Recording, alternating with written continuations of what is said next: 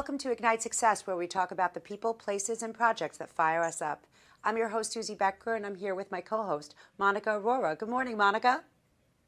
Good morning, Suzie. So good to be here with you. It's a privilege. And we welcome today Mary Armand. Good morning, Mary. Good morning. Nice to see you. Great to see you, Mary. I'd love to hear a little bit more about your business and where you're located.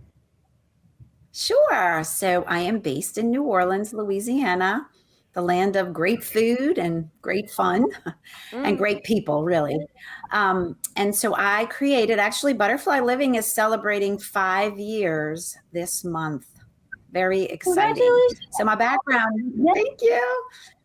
My background's marketing and sales, and I have 4 children, and I fostered 2 daughters. So I was busy. I was still writing, creating, but I took a break from professional life. And 5 years ago, as my children got older, I created a blog to encourage people and created the name ButterflyLiving, which talks about being transformed and living transformed.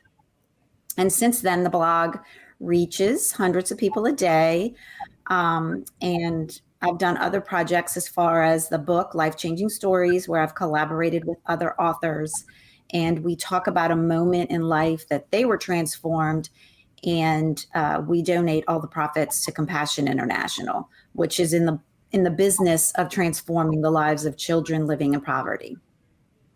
Could you share one of those stories, one of your own personal life transforming stories with us briefly right now?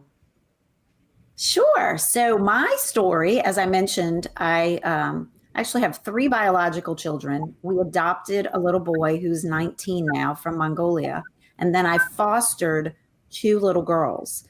So my story in the book is about how I was transformed. You know, when you adopt or foster, or even your own children, you think you're going to make this big impact on their lives. So my story really talks about how they impacted my life, how it impacted our family's life, how we were all transformed by these 2 little girls who winded up leaving our home, but it had a life-changing impact up to this day. So much so, my daughter, who is in college, wrote an article, and part of the article was how much these girls changed her when she was a little girl. So that's the first story in the book.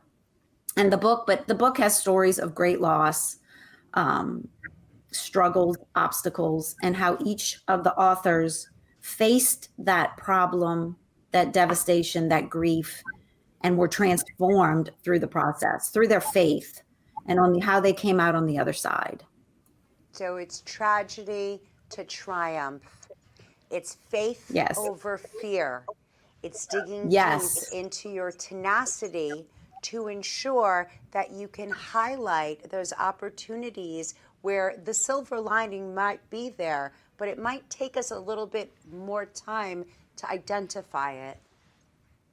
Yes, very well said. And you know, you look at lives, I think about this now as I've gotten older. Why do some people finish the race strong, still enthusiastic?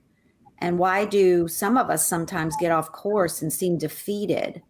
So, you know, life truly is a marathon. And so we all face pain, hurt, obstacles, but how do we tackle them? How do we get on the other side of those so that we do come out stronger, that our faith does get stronger than our fear? You know, it has to be intentional, and we have to use the tools available to do that. I appreciate your sharing your story with us today, Mary. Monica, this was really inspiring. I appreciate your being with me here today as well. Thank you, Suzie. Thank you, Mary, so much for your story.